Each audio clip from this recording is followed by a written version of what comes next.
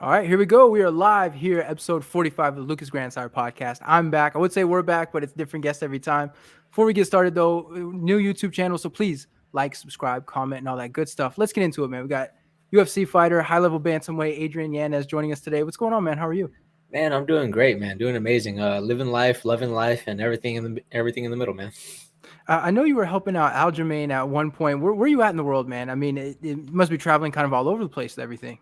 Yeah, man. I've honestly just really been going back and forth with New York because man, it's been it my first time going. I love the experience. I love going over there and training with Sarah BJJ and also the Sarah Longo connection to me is just amazing. Like you got the best of both worlds. You got the MMA guy and like the striker, and then also you got the jiu-jitsu guys and all that stuff. It's amazing. And then you're in New York, so you get wrestlers like a dime a dozen. So it's like, yeah, like I loved the work every single time I went up there. So like it's been fun. But other than that, like I haven't really gone to many other places, but I do plan on going to Colorado and also going to Vegas. What was the Colorado thing? I know a lot of guys they like the elevation. I guess it helps their gas tank. Is that kind of what you're looking at? Yeah, just a little bit, or also just to get a little bit of new looks here and there. Because man, what I experienced just within going to New York, just getting the different bodies and like the different like looks from different people has been fun, and also just like the jiu-jitsu has been different. So I'm like, all right, cool. Let me go do this. Let me go get new looks from everybody because man, everybody has something to offer, whether you think they do or don't. It's just been amazing. Like Corey Sandhagen just came last week, and that was fun. That was fun itself just to see the difference in styles and all that stuff. So it's like, I'm like, oh, this is amazing. Is it kind of weird for you? You're sort of surrounded by all these big time, bantamweights. Like there has to be a small competitive side of you that's like, I'm gonna have to beat that guy's ass someday. Like, are you kind of thinking like that? Man, I'm how can I say it? I've fought people I really liked before. Like my first amateur fight, like I had no idea who the guy was. Ended up having to rematch that guy, and Nico Echeverry, and like man, like by the second time I fought him, I was like we were really really cool. Like and like we almost trained together because like this was in the time when I was looking for gyms and uh like his gym was like a place that I was gonna kind of go, but uh no, like to me it just doesn't matter to me because I'm just like bro, like it's it is what it is. These guys like if I get there before like their time's up, then like hey, it's gonna happen. It's gonna have to happen. But it's not really weird for me because I'm just like bro, I get to learn because I get to learn a lot. And the what you get in the actual like training sessions is not what you get in the actual cage because it's like there's a little bit more of or a little bit more of like how can I say it, a little bit more urgency to try to really take the guy's neck or take the guy's arms or try to put his lights out and all that stuff. So to me, it's also to kind of just like man, it's competition. I like man, I Yeah. love it. So I'm always trying to look to push myself any other way, man. How was it for you in New York? Because we see, I mean, we don't know them, but we see a little bit of the personality. And those New York guys, I mean, Ray Longo does this podcast with Anik and Florian, and just getting 10 minutes of Ray Longo, it's incredible. Matt Serra speaks for himself. I mean, you must be laughing all the time working in that gym. Oh, I absolutely love it. Like all those guys themselves are just amazing, and I feel like every single time I went, it's just been like it's been hilarious. There's not one day where I went and I didn't laugh. I didn't have like a good time or anything like that. Because like even though the training was super hard and it was hard, like and it was fun, I had a great time. Just even just like being there with the people, man. Uh, you had all these guys, man. It's just so hilarious. And then Marab was actually one of those guys too. Like I didn't expect this from him. He was cracking jokes left and right, Yeah. and that shit had me dying laughing, bro. It was like one time where he told me a story about him being in a bar, and the girl thought he was Conor McGregor. He just went along with it, so I was laughing my ass off. So yeah, 100%. Like I love man, I just love New York, man. It's been fun. Long Island, I feel like if it wasn't so expensive, I'd probably move up there already. So are you looking to relocate? Is that kind of what you're doing by testing out the gyms, or what's kind of the thinking behind everything? No, like I definitely love where I'm at. Houston is just more of it's kind of just more of like me just like getting the different feels and different feels from everybody else, you know. So like at one point I wanted to go to Thailand just to go train over there, just to move around with a couple people and all that stuff and get a different look and a different training, different atmosphere. Also going to Brazil, man, even just till recently, I wanted to go to like, well, once Izzy's camp and City Kickboxing over there just like blew up, I wanted to go train with them just because like I saw their training, like saw I liked what I saw coming from them. I was like, I would want to go like see where their heads at and how they think about fighting because every single time I went to California to train like early in my career. That was fun, and just getting to see the different mentality from different people and just seeing how they go about fighting itself was super cool to see, man. So it's like, to me, it was one of those like, I want to learn and see what other people think about fighting. So it's not even just to relocate, but it's just like just to see how people think, because I love my home base. My home base has always been great to me. We train really really hard. We got a lot of up and coming guys coming too, so it's also kind of one of those that I get to go learn, then bring it back, help the guys back at home. Well, the thing it shows you too is that, not every fighter can just go to any gym, right? Like if Colby Covington called literally any gym and said, "Hey, can I train?" Get a fuck no every time. So for you, knowing that everybody's, welcoming you in and stuff, you get to work with even people in your own division, like that must tell you like you're doing something right, that, nobody's telling you to fuck off.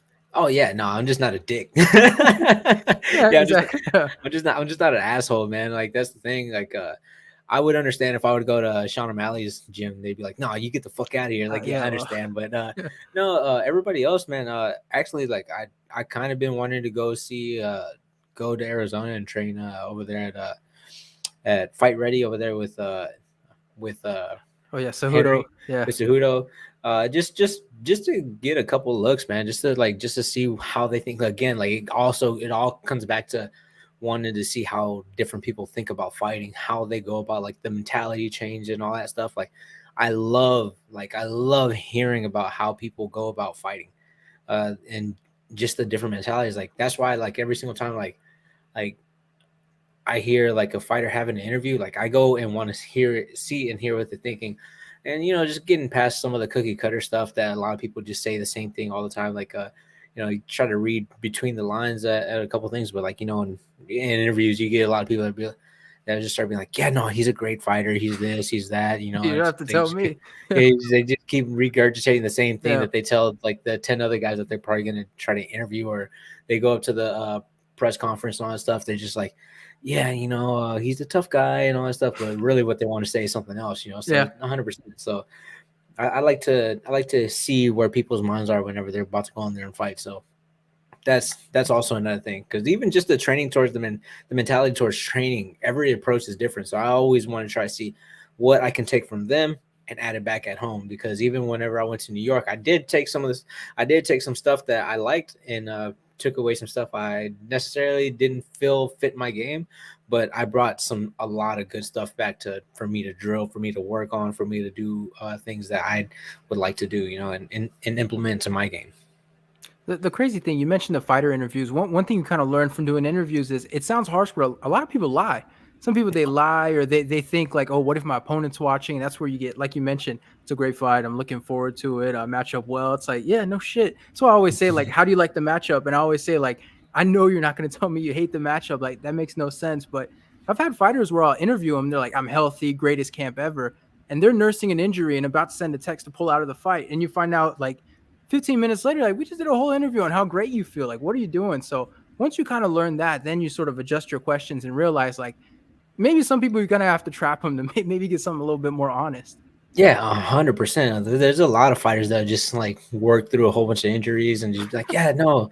Like I think one that was very telling was because I was actually talking about Aljamain about it, and excuse me, I was talking to Aljamain about it because he was telling me about that Cody Stamann versus Marab fight, Yeah. and he was in interviews doing like, yeah, no, I talked to my training partners and they say they see something and all that stuff, but behind the scenes, I think everybody was like, even like someone like Aljamain was just like, bro, like the fact that you're having to get people to tell you that this is a good fight for you, like you don't Oh, think you can go in there and just like yeah, no, I wow. completely understand. Wow. Like Yeah. I was like bro, like you had people telling you that this is a great fight for you, this is way, but in reality, whenever they go back to the training sessions and they're going with their training partners, they all got kind of smashed, But like no shame in like how like if you had to take a fight or anything like that, man, Yeah. like no shame, but because Cody Stamann hasn't had said no to a fight, he could have said no to said Nurmagomedov, but he went out there and fought his ass off, and you know everything played the way it played out. But at the same time, like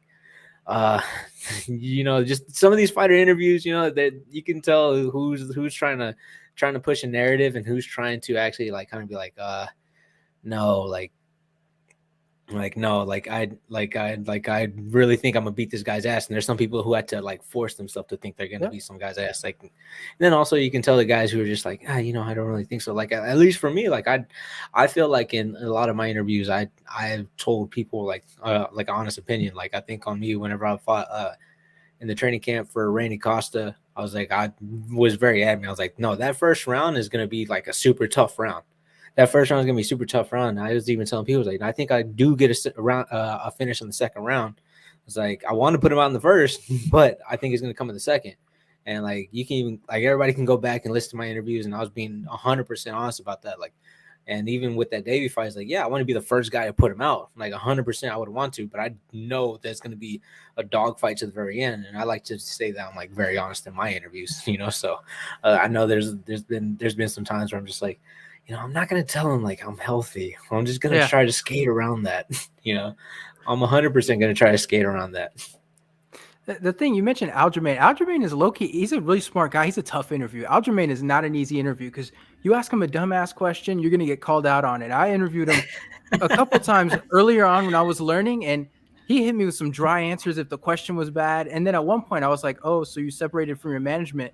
He just goes on a tirade for 10 minutes right at the end. I was like, what the hell? Like, I didn't realize this was the thing. But some people, I love sort of the challenge of this guy doesn't take any shit. Like Tanner Bozer, I talked to him yesterday. If you are not on your shit with Tanner, he will call you out. I was as ready as I could have been. Some people are tough, man. No, there's this weird thing where like you'll say something to Aljamain, and he just kind of has like a little like he has like a little look that he'll give you. He just give you like a little side like yeah. Like yeah, you think so? Like man, so 100%, like I understand. Like, cause I remember I told him something, he looked at me like, I was like, oh, all right, guys. So there's a couple of things that he'll side eye, but also like if you like, man, like I do like talking to Aljamain, even just like in general, just because like, man, there's a lot of things that he has to offer. Like I was talking to him, and we're just like, he was like, bro, like, cause I wanted to get into like something where I can start like investing in myself and start investing into like a lot of this, like, cause I got to set myself up for after fighting, and that's something that I 100% like want to make sure that I do.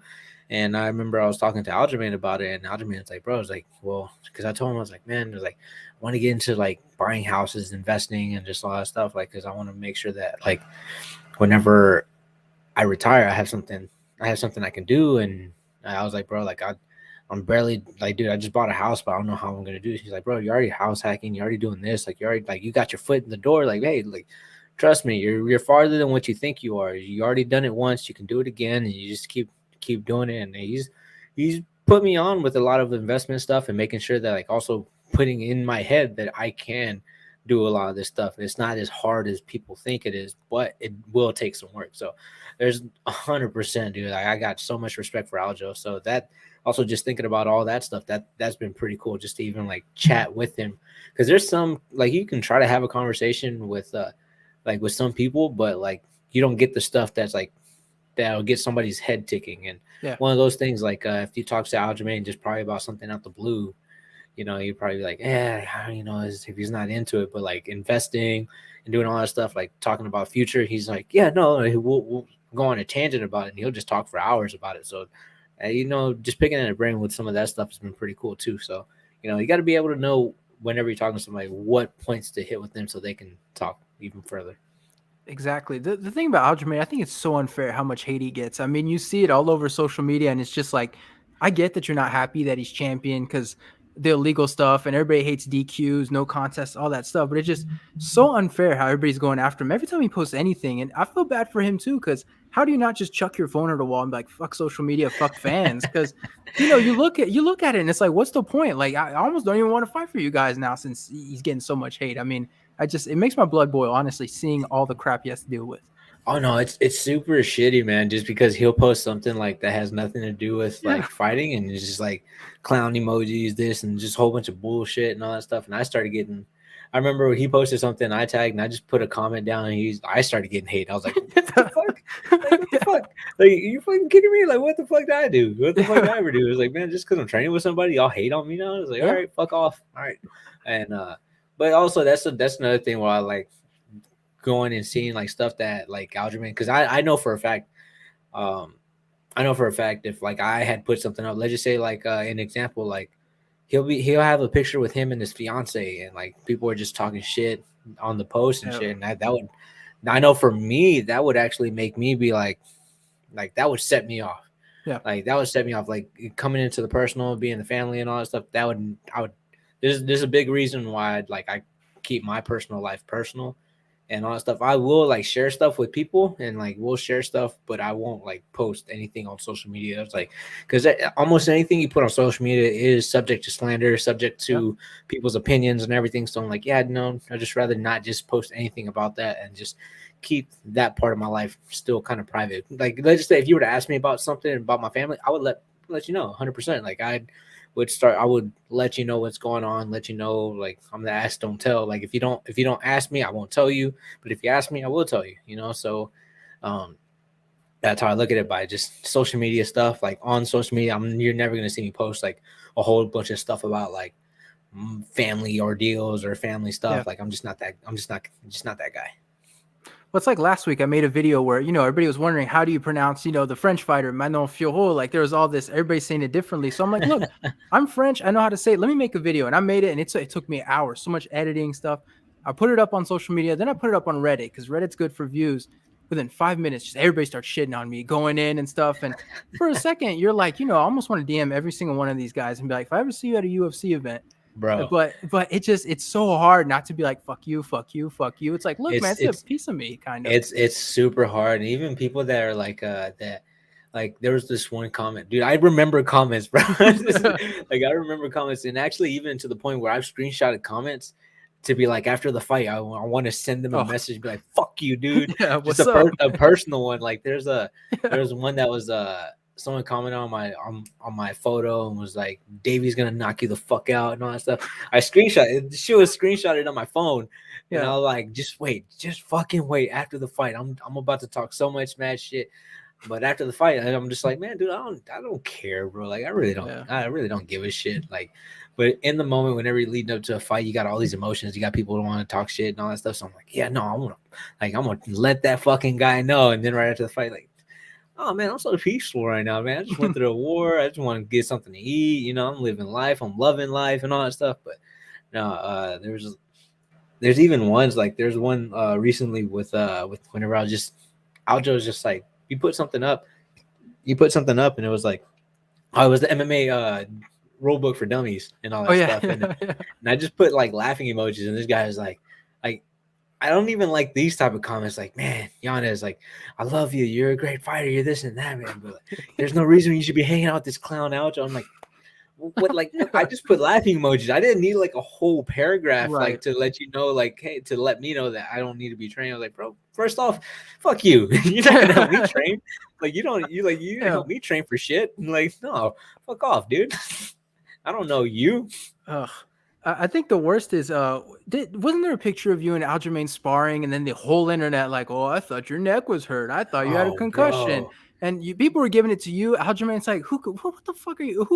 Where the Twitter doctors come from? Oh, dude, that shit was so fucking stupid. And then there's a guy, man. I'm actually, you know what? Fuck it. Ah, I had people text me about him and all that shit, like being like, like, bro, like you don't want to go head to head with that guy. And I was like, bro, like I don't care about this bullshit, bro. I don't. yeah. There's that MMA like Oh, Phil, that. the MMA dumbass. Yeah, Yeah. it filled MMA dude. Everybody, I literally I literally got a text message from somebody who was like, bro, like like this guy, like he fucked with a lot of people, and like he'll put his hive on you and shit. And I'm like, bro, I don't give a fuck, dude.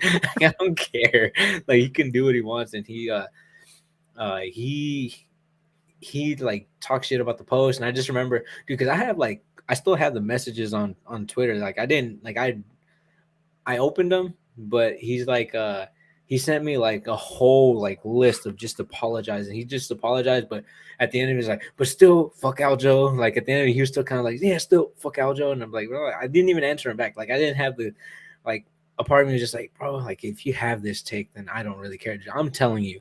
Yeah. I was like I'm absolutely telling you, he's like, bro, that punch that you're talking about, that punch that landed was not a hard punch. I was like, because legitimately the way that sequence went was, it looks like if you like that picture is super out of context. It's super out of context. Like the picture before, Aldo's throwing a kick, and me, I checked that kick and I came back with the punch. And like it's like if you're coming back with the kick and you're already leaning back, like he was leaning back a bit and I threw the punch. I was like, and it just touched, like, dude, even just like hit here, like, dude, look, literally, I'm not hitting myself, but you can see the Yeah. Yeah. little, like, you can Yeah. see Yeah. the Exactly. push, like, bro, like, that's what's gonna happen. And people are just taking that little still shot of like his, like, my glove Yeah. hitting his face, and he's like punched in there. It's like, oh, I thought like Aljo's neck was like, no, bro, we weren't even sparring hard. We were moving around. It's like, bro, fuck off. Like all these guys, like, man, Yeah. fuck off. And then I'm just like, bro, like, so you're gonna tell the person, like, you're gonna tell me how hard our sparring was. I'm like, bro, like, you fucking kidding me? Like, Yeah. you're like, oh no, you're going out there going slobber knocking. I was like, no, bro, like, I there's video fucking evidence. Like, do you Right. want me to Yeah. post that to you too?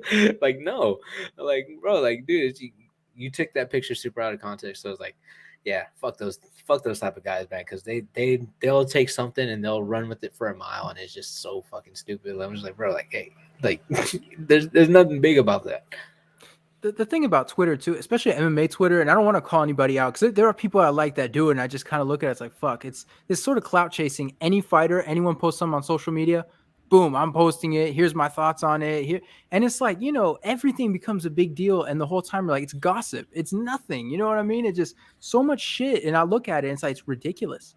Yeah, no, I agree 100%. Like I biggest reason why I don't like, I used to be like a lot more interactive with the Twitter people and a lot more interactive with all that stuff, but I kind of had to dial it back, especially with just a lot of things that just been on. I've been having to dial a lot of things back, and this is another reason why I do the Twitch thing, so like people can actually see and talk to me, and like I can actually respond in real time and all that stuff. Yeah. Uh, but yeah, no, it gets a little crazy. It gets a little bit too much out there for me at times, and I'm just like, all right, look, it's like let me just pull this back and let me just talk to the people and like let it just kind of sit. I don't really say much, so there's been a lot of times where I wanted to tweet something, but I was like, nah, people are gonna take that wrong. Yeah. People are Yeah. gonna take that Yeah. wrong. So it's just kind of stupid. And like all that stuff like that happened like over too recently. And I was like, I see like the whole MMA world, like they talk about like the stupid stuff. Like as soon as someone talks about like, hey, look, Chris Rock, Will Smith, they got slapped, and they just go through a whole thread. Like there's a whole bunch of people talking shit. There's a whole bunch of people like, yeah, no, you shouldn't. Like, bro, I'm like, hey, dude, it's just a slap, bro. Just Yeah. move on, bro. It's just a slap. Just move on. And they talk so much shit, like, oh, this person had this take on this shit, and they have this take. I'm like, oh yeah, dude, those takes, they're like, oh, all right, cool, just let it be, bro. It's like there was just a slap. I feel like being a fight fan has desensitized me to that because when I first saw the footage, I didn't know what it was. They're like, he hit him. So I'm like, oh man, he's about to rock his shit. And he slapped him. I was like, oh, yeah, okay. But it's like I'm used to watching people fall down foaming and accidentally moaning because they're out cold. And, Chris just ate that. That's my biggest takeaway was like, man, he ate that shit. He put his hands behind his back, ate it, and kept going. I was more impressed by that than the actual slap. I was like, man, that man is cold Oh hearted. no, no, not my favorite ones. Like, it's not the MMA takes; it was the memes that came after it. Yeah. Those are my favorite. Like, I like the takes. Like, man, dude, everybody's gonna have a take, and they're gonna have whatever they want. But like, I enjoy like the memes that come out of that. Like, and then like just like there was one where they matched it up with the Fresh Prince of Bel Air, and that Oh, had me dying laughing. But it is what it is. There's funny stuff that comes out of it, and then also too, it's just been amazing. There's one I saw where I was legitimately like I had to send it to people because it was that funny. It was like an Avengers one where he was like, "You'll find that our will is better than yours," and Will Smith comes and just smacks the shit out of Thanos. I'm like, this is perfect. Like this is exactly rather than some of the cornier shit you tend to see. Oh yeah, bro. Everyone's like, if that was me, no, Oh that's yeah, the fucking that's my favorite one. If that was me, no, yeah, you just probably just stand there in shock. You just got Right. slapped in front Yes. of like millions and millions of people. And you're just like, what the fuck? Did that just really just happen? Like, no. Like a lot of people have this like this sense about themselves that just they think they're this That guy. guy. They're that guy. They think they're Jet Li the one. Like I think I forgot what comedian had a take on it, but it's just like every time you walk out of like an action movie theater, you think you're like the main character of your like of that. So Like true. everybody walks out of Fast and Furious thinking they're Vin Diesel every single time. 100%. If you're not playing around, even if you don't have like a stick and you're just messing around to a family and then pretending to Yeah. press buttons, you didn't really watch Fast and Furious. Oh yeah. Oh shit. And but MMA Twitter like it still has like there's still a lot of great things about it because like you get like if they hate you, you know they hate you, but also if they love you, you know they love you, and that's been the best part about it is like I know one day I might do something that they might not like and I know it's gonna turn, but also like I've always been like that guy that knows that all these fans they can be fickle at times. Yeah. Uh, but I know there's those guys that are for always gonna stick together. So it's like it's pretty cool. Like I love it. I love it. I have a love hate relationship with it because I see the hate that the other guys get, and I was like, they don't deserve that. They're like Yeah. they like these guys don't deserve it. Like it sucks. It sucks because I'm just like you see good people get shitted on. 100%. I mean, it's like even myself as media, like you hear fighters, they say like, "Oh, when I'm winning, everybody wants to talk to me. When I'm losing, blah blah." Blah. And I'm always trying to find that balance between giving people their respect and their space, because not everybody's trying to talk after a loss. Well, at the same time, like, look, I'm still here. I'm not a fan because I have to be professional, but I'm here. And you see that all the time where the fans and stuff like that, and just people being disrespectful, people dropping out. That's a real thing. The whole you're hype, you lose one fight, and all of a sudden nobody's talking about you anymore. It's crazy seeing that. Oh no, 100%. Like well, I learned this super early because I had my I remember I would on the regional scene, like I didn't really travel on the regional scene to go to places to go. I had never like traveled out of state to go fight. I was always in state, so I always had to sell tickets. So as an amateur, like I went 6-0 as an amateur, and I was like selling like over hundreds of tickets at a time. Had the stands filled with my shirts and everything because I would also sell shirts. And turning pro, won my first pro fight. Like I sold over 100 tickets, sold out all my tickets, and then the next fight I lost. And I remember for that fight I sold close to 200 tickets at that time, and for like some for me at that time was just like holy shit, like that was a lot. After that fight, I didn't even hit 100, and I just remember just being after that, like, I just knew immediately after that. I was like, bro, like that shit sucked. Like that shit absolutely sucked. And I was like, oh well, happened again. Like I remember working my way up. I fought on the Bellator undercard with Ken Shamrock and Hoist Gracie. Sold close to 300 tickets for that fight, and like that, like also there was a mix of like me fighting on the biggest stage of my life at that time in my career, and I sold close to 300. I remember getting a nice paycheck because like like I guess for Bellator at that time, I was getting paid a commission to sell the tickets. So I remember just looking at my check and be like, hey, I fucking Yeah. worked my ass off for this check. Yeah. So that was nice. But uh, seeing that and then going back to fight for a legacy at that time, I fought Colin. I sold close to like a couple hundred, like to close to 200. And then the next fight, fought Domingo that next fight, and then lost a close split decision. Could have went my way, but people don't see it that way. They look Yeah. at that as a loss. They're just like, oh, next fight barely had 100, like barely touched 100. Like I was in the 90s, so I was like, oh no, like I can definitely see how that went. And then even after that, like dude, I go on a streak, fight Miles Johns again, another split decision loss that could have went my way. Next fight, man, I think I didn't even touch 70. Like that's how bad it was for me, man. Man. That's how it went. And the next fight did a little bit more. And then whenever I fought for LFA, first fight in the UC Fight Pass, I was just like especially since it was out of town, like bro, this shit got me. How can I say it? It I didn't really like push to sell tickets for that fight because I was just like, at that point in time, I was pretty much done because I was like, fuck these guys, like these even like my local people were fickle. So like I understood like, man, if people love me, like getting into the UCA, like, and seeing the fans and starting to see like the like little bit of push that I was getting, I was like, well, if one day there's gonna be one day something's gonna happen, they're gonna look at what I do and they're not gonna like me, and fans are gonna go down. Right now I'm on the upward trend, so it's like that's pretty cool. But at the same time, I know all that shit can just fucking fall down. So like I really don't pay too close attention to it. So I'm like, bro, like, and I can just see it with fighters that, dude, even just take a big loss. This, like, my losses were super close, split decisions, and like I can just imagine like someone getting knocked out, just having to wake up the next day and just start seeing memes of you just being knocked out. Like, bro, like it's bad. Like they even Photoshop you on other shit. Like, man, Yeah. dude, they had the first. I remember the first one that I seen was fucking Manny Pacquiao. Like whenever he got knocked Oh, out by yeah. Marquez, Right. like that was the Yeah. like he's the base. He's now the base. Like people were like, oh, you want to see a dead body? It was like Manny Pacquiao, and Yep. now it's like, oh, it's like they have it as a whole sleepover, and they have like people who've been knocked out all over. And I'm just like, bro, like, bro, like these motherfuckers don't deserve. These guys don't deserve Yeah. it. These fighters, like, they go out there and try to entertain you, and yet you're gonna put them on a meme, just talk shit about them, and just say, nah, they're trash now. They're super terrible. They're done. And all that shit. And it's like, bro, no, it's like they're human. They have lives too. So I feel like that meme culture in sports kind of ruins, like, back in the day, you had these iconic moments and these big pictures. And now today, it's like you accidentally pick your nose or scratch your butt or you get knocked out and you're a meme now. Like nothing, there's no respect for anything. I mean, Tyron Woodley loses to Jake Paul. I mean, you knew that, whatever's going to happen is going to happen because of that situation.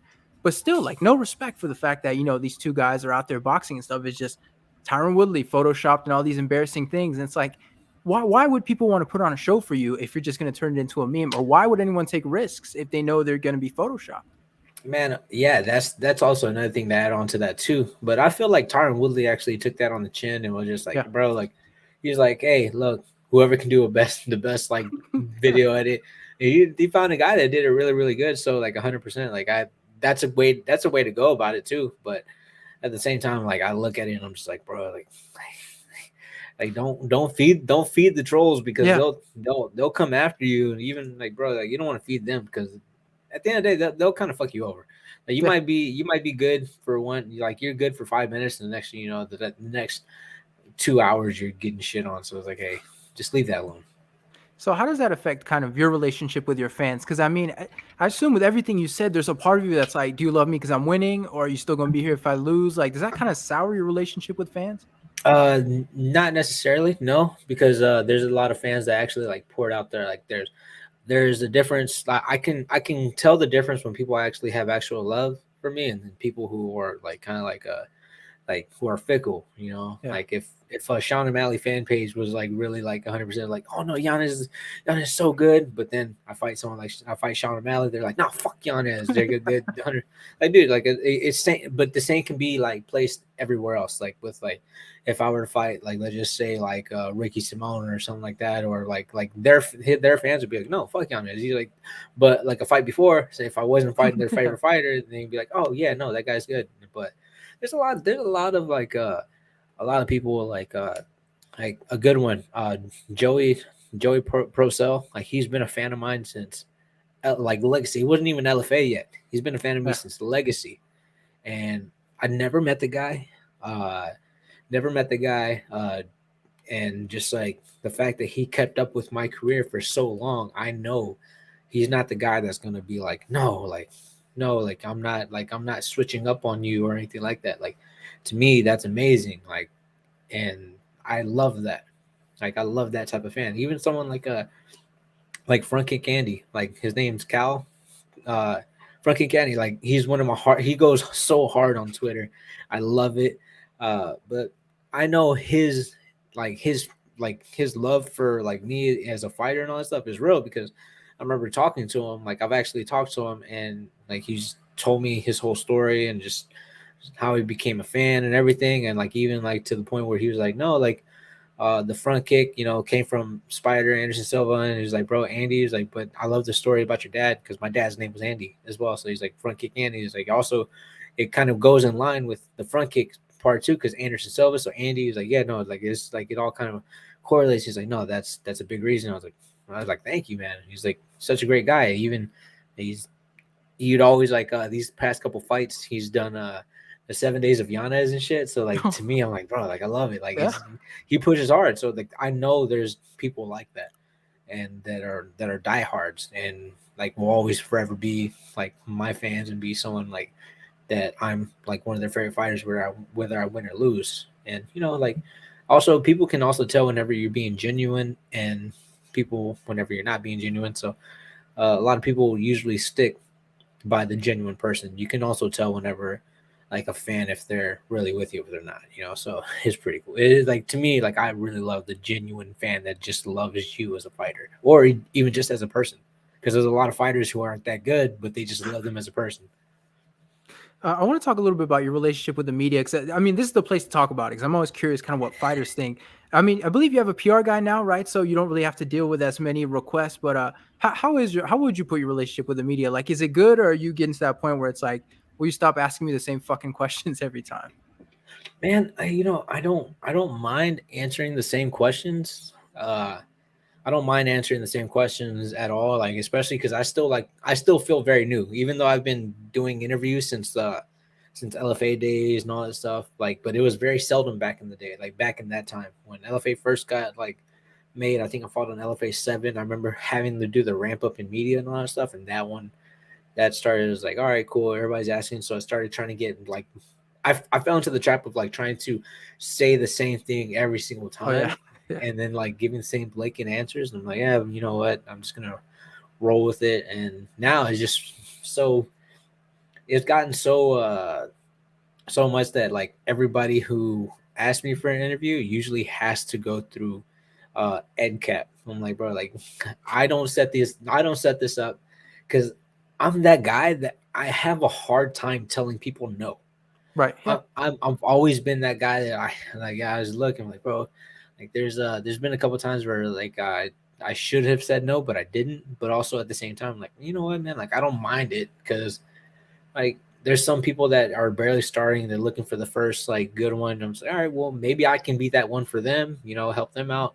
Because if it wasn't for like someone like James Lynch, like I don't think yeah. not a lot of people would have been able to know about him because he was interviewing me back in like those LFA days and all that stuff.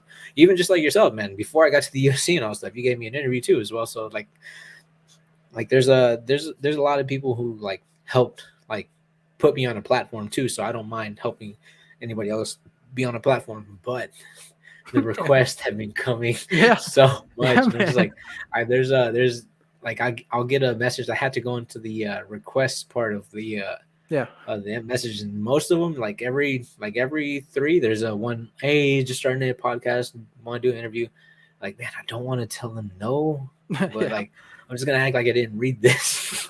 So, yeah. uh, but no, it does get a little bit too much at times, and there's a point in time where you have to be like, all right, well these are my times that I'm gonna work with, and these are the times I'm only gonna be able to do this stuff. And luckily, like it's all been set. Like I haven't had to ruin a training session for an interview at all. Like there's been a point in time where I did have to rush home because like the training session went longer than expected. Like, oh fuck, I gotta Oh go, I wow. gotta go. But after that, man, like to me, it's still fun, like 100%. I haven't gotten to the point where people have just been like, well, like asking me stupid questions, like that one guy that did to Conor McGregor is like, how would you fare to fight with Jesus? Oh yeah. Yeah, like, you had to be like, bro, like the What? fuck kind of what the fuck kind of question is that, bro? Aren't you just like, that's just see, I haven't gotten there yet, so that's the best part about it, and everybody's still genuinely like excited to even just to even talk. So like my favorite is whenever just like now we're talking and we're talking about a little bit more things than just fighting. It's a little Yeah. bit more, so it's still fun. It's fun for me because it's fun. Yeah, I will I'll say say it one more this. time. It's fun. It's fun. I will say this, man. Ed Cap, very good at what he does, because he's the kind of guy. If you're on sort of his network, a fighter barely got his hand raised, boom, text message. But I will say this because I didn't go through Ed Cap to get you on here, so I will say this in my defense. For what I'm one of the guys that Ed Cap doesn't talk to. So for Iridium guys, it's like I have to be one of those request guys. It's like, hey man, have you ever thought about doing a podcast? So, but I mean, for a fighter though, I feel like a PR guy that knows your times and that can stay on top of that shit for you, as long as they're not mad at me, that's so valuable. Yeah, no, 100%. Like man, I Ed Cap, like he's always been like he's always let me be 100%. I was like, bro, like this doesn't work out for me. But also, he also tells me all the time, he's like, bro, I love working with you. He's like, I love working with you. Like my whole management team love working with me, like because I'm not that hard. I think the only person how I give headaches to is probably Jacob Parga, Oh, because I needed like because I'm not very good at posting things on social media. He's oh like, bro, yeah, we got these sponsors, bro. I'm like, oh yeah. hey, okay, I'll do it. But talking to people, doing all this other stuff, doing interviews and doing podcasts, to me is always fun just because, man, like, you know, just like now, like we're doing a podcast, like, bro, people are gonna be like, oh shit, like Adrian is actually like this type of guy. He's pretty cool. Like he's Yeah, pretty a cool. regular guy. Yeah. He's just a regular guy. But doing social media posts to me, I'm just like, bro, I'm Ugh. always like second guessing. I'm just like, man, I don't want to post this picture, and then all of a sudden, like people just look at it and like, guy's kind of a douchebag. Like I think about it, I'm like, bro, I don't want to be that guy. I don't want to be that guy like flexing in front of the mirror. Like Yeah. I force myself to post those. And like, man, like I'll force myself and I'll like take a picture and a shirtless pic and like, I don't want to post it, but I have to like, let me try it. And I'm like, all right, cool. All right. I posted it and I had to forget about it. Yeah. Well, the tough thing to remember about social media is that you're doing it for your fans, like the Adrian Yanez fans that want to see what you're up to. And it's just the vocal ones are, of course, the ones like, wow, look at this guy flexing after doing push ups. And wow, that's a gym pump. Don't be fooled. Like it just, those are the ones talking, but that's not who you're posting it for. But it's tough to remember that. It's like, oh, that douchebag doesn't even follow me. Yeah, 100%. Like it's just it does make me laugh a lot of times whenever I look at some people. I just end up just looking at their profile pictures and seeing like someone who's talking shit. Like it's like, oh, like I remember this one guy was talking shit to me. Like it was on dude, it simple correlation. I've been on Aljamain's post. Some guy just started talking shit to me, and I was just like, I looked at his profile picture. I was like, damn, this like this fucking guy has the nerve to talk about me and Aljamain. I was like, bro, has he looked in the mirror, bro? I want to be, but I ended up just not commenting. But it is what it is.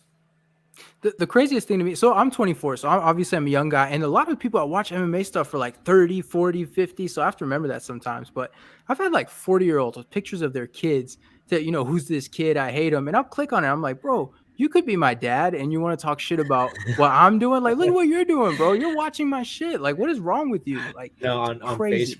on Facebook, there's like someone had a page up and like I was like remember just like it was like a fighter something with fighting, and this and for some reason I just was like, let me look at it, and then I was like, man, let me look at the comments for a second. I looked at the comments.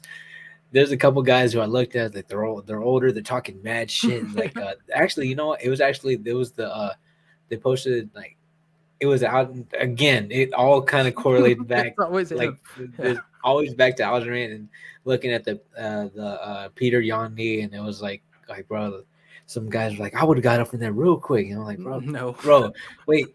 I look at his profile picture, bald old guy, and I'm just like, bro, you would have had a heart attack. What are you talking about? Like, what are you talking about, bro? That's the craziest. The craziest thing is people, I think they don't realize how violent fighting is, or even getting punched in the face or punching someone. Like they don't realize the true violence and the adrenaline. Because a lot of times you realize if you've never been in a fight, you're not controlling your movements. You're going off muscle memory, and your brain's like, "What the fuck is going on?" And all these people, like, I would have ate that shit. I would have gotten right back up. You probably would have freaked out if you hadn't been No. knocked out, first of all. But people don't realize, like, you're not that guy. You don't have that violence in you. It goes back to that Vin Diesel. Like everybody thinks they're Vin Diesel after a Fast and Furious movie, bro. That's exactly what it is. They think they're Jet Li from the chosen one or whatever. They think that they as soon as they watch that fucking Matrix movie, they're just like, oh Oh no, yeah. I'm Neo. I'm the one.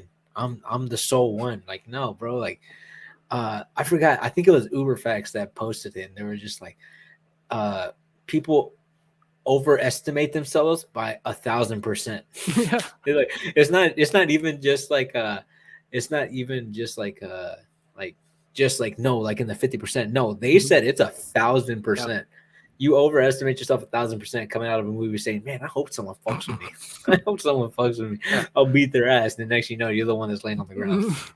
I had someone at school where, they were trying to, people asked that question, how would you react? Someone was like, how would you react? Someone pulled a gun out on you. And one guy was like, I would ask him politely, put that down. Let's talk about it. Another guy pulled out the Detroit self-defense. I grabbed the gun and stuff. And everybody's like, what would you do? I was like, bro, I'd probably freeze and think like, don't fucking shoot me. I was like, I ain't trying to be a badass out here. You pull out a gun, all of a sudden your brain's like, shit, I don't want to die. And you're not trying to think of Detroit self-defense. Like, let me Oh snap this no. guy's finger. No, man, I actually share one time where like it was just not a good night for me. It was not a good night for me. Like we were walking away from the bar, and I had just got my car too. Like I was like, I'm driving out, and then next you know, someone throws something in my car, and like I meet like not my finest moment, but I popped that shit and brake on park so fucking quick, and I jump out, and I'm like, bro, like what the fuck, and I just start walking towards them. I I know I should have thought something different because like I was in Houston. I was in Houston. I was like, bro, like, hey, like, bro, it's Houston. I was like, I was in Midtown area, and I just remember just walking up to that guy, walking up to him, like, I'm just like, bro, like, I had like in my mentality, I was like, I'm gonna fuck you up because like, Yeah. dude, bro, like, I just bought the car. I was like, bro, Yeah. you throw something at it.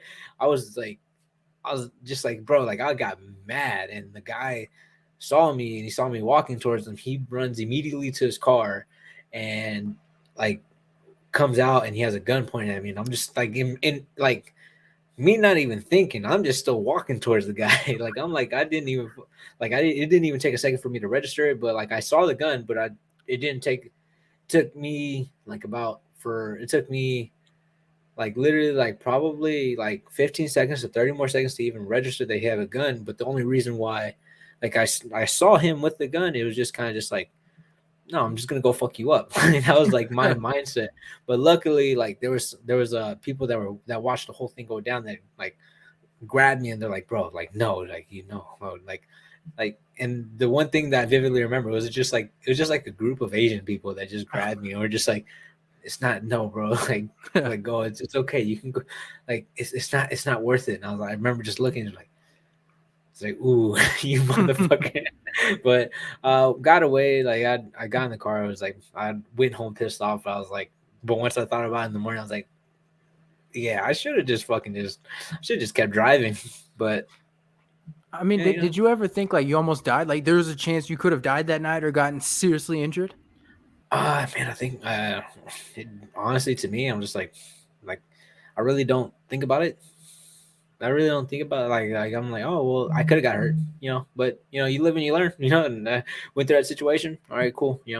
It's another life lesson I can add to it, But could have just been like a life ender instead of a life lesson. So but at the same time, I'm like, all right, cool, that happened. All right, cool, let's go. I'm living life, so uh, it is what it is.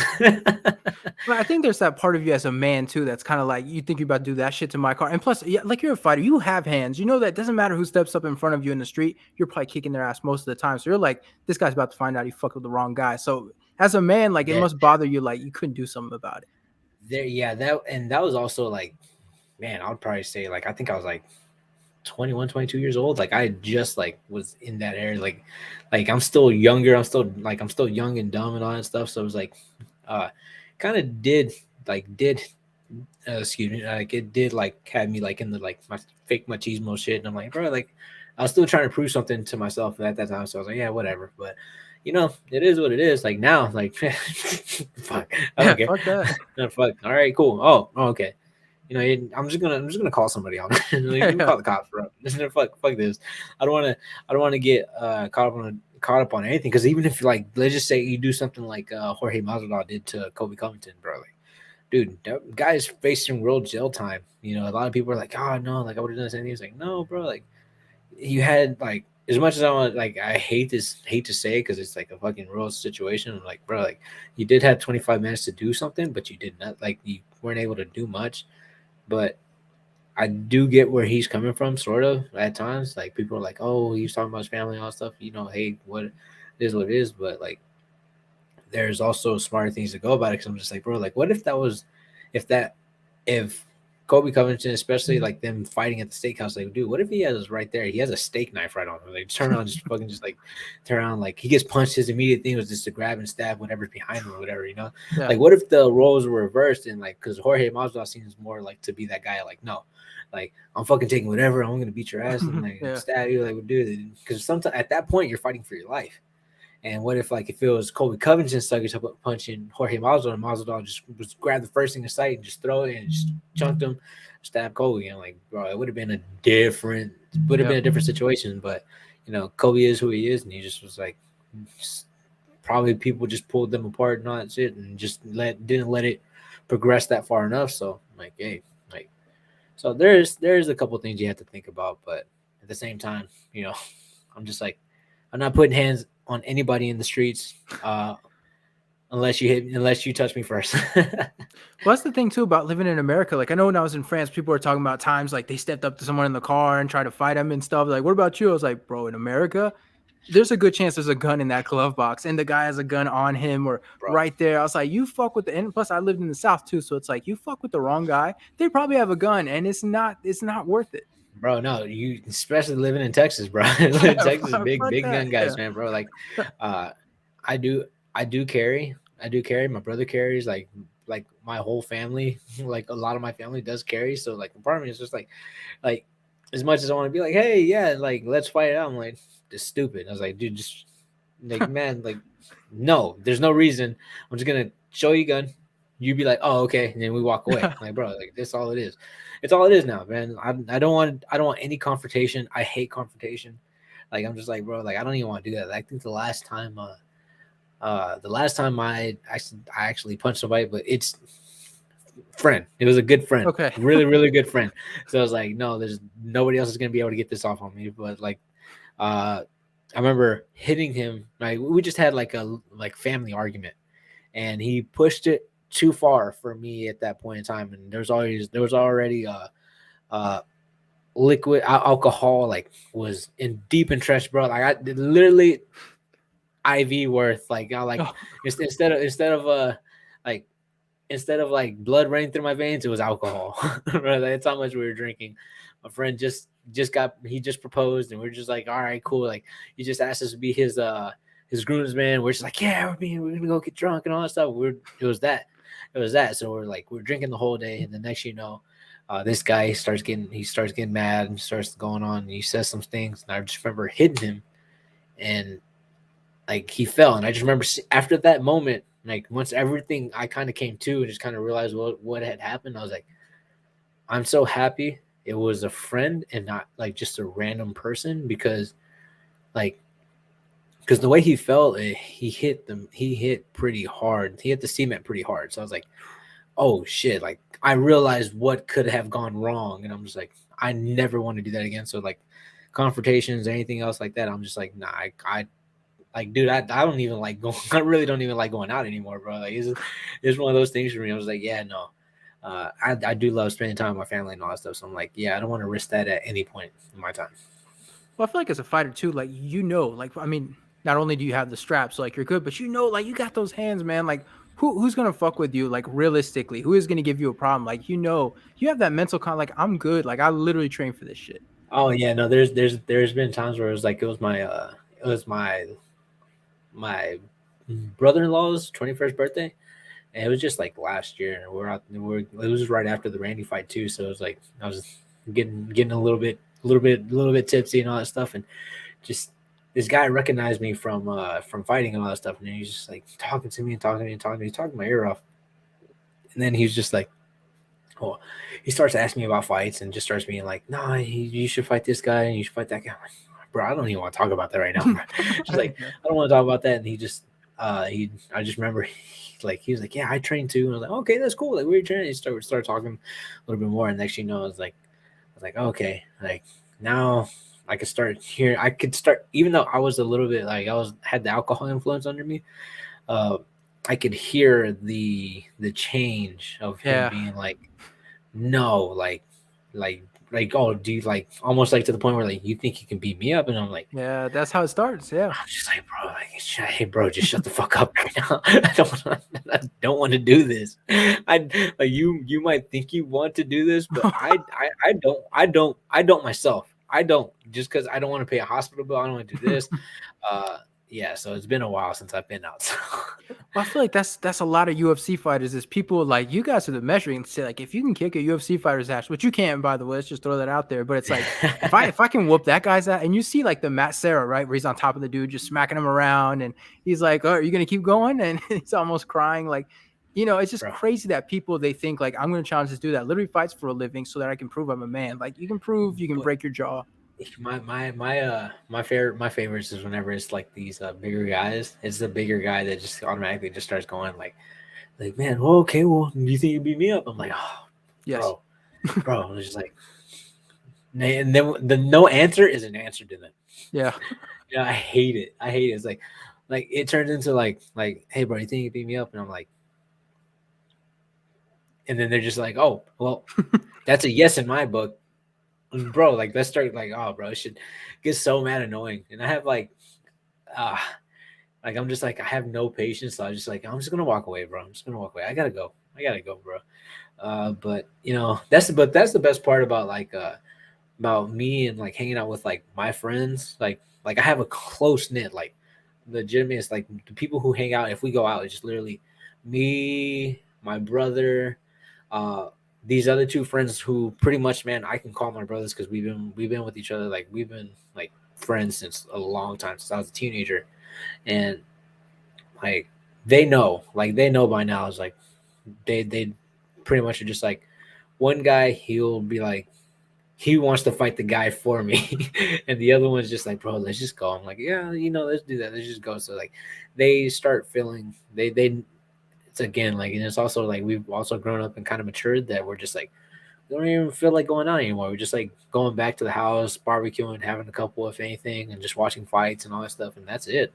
So we used to be the guys that go out all the time, but they're just now we kind of just toned that back, and especially with a lot of things going on. I think the last night we all went out, we were we were bar hopping in St. Emmanuel's, like right around the the Toyota Center, and like literally when we ordered our Uber to go home, like we heard a couple gunshots go off. We're like, "Yep, that's the last Yeah. time we're going out. That's the last time we're going out." So it's cool having some like good people around you too, because I know for a fact if my friends were a little bit more crazy, I'd be out there with them. Oh, that's the thing. We had something like that, and I was still in high school. We went to I don't know if they have clubs. I don't want to say like for kids, but I guess for young people. And I went over there with a bunch of my friends and stuff. Just for context, I was the only white guy, and the reason I knew that is because a ton of people came up to me like, "Hey, you're the only white guy." Thanks. I needed to know that. And everybody's like, listen, you hear gunshots, you hear fighting, everybody's running to the parking lot and just run to the car. And it's like, we're not going to recruit people. Just know. All of a sudden, we see two guys scrapping. We start running, hear some gunshots, same thing. We all got in the same car. There are people I didn't even know in the car. I'm like, fuck it, we got to get out. It didn't even matter. No questions. It was just, we knew like it's going to be fun and then it's going to take a turn. Oh yeah, no, absolutely how like I look at it now. It's like, no, if something starts going off, especially in Texas, like no, Yeah. you got to get out of there. Like don't don't stick around. Just get out of there because man, shit gets wild, man. Shit gets absolutely wild. You don't want to be a part of that, and you know. And there's no, and also for me, I'm just like, there's no reason for it anymore. I'm like, there's no reason. Like, I'm not like, I chose this life of violence so I can stay away from this other violence. That's fair. Before we wrap up, man, I think people do. I know you get these all the time on Instagram, but what's sort of, I don't want to say fight news because if you had fight news, we'd know about it. What's kind of the update though? Do you have an idea when you might return? Like, what's that kind of look like? Man, dude, we've been asking for weeks, man. We've been asking for a very long time for a fight, and as of right now, but I don't know how true this is because I've been hearing this for the past couple weeks. Like, yeah, we'll get back to you this week. We'll get back to you this week. But Ugh. hopefully this week is different. But I pray the same thing every week. Yeah, but exactly.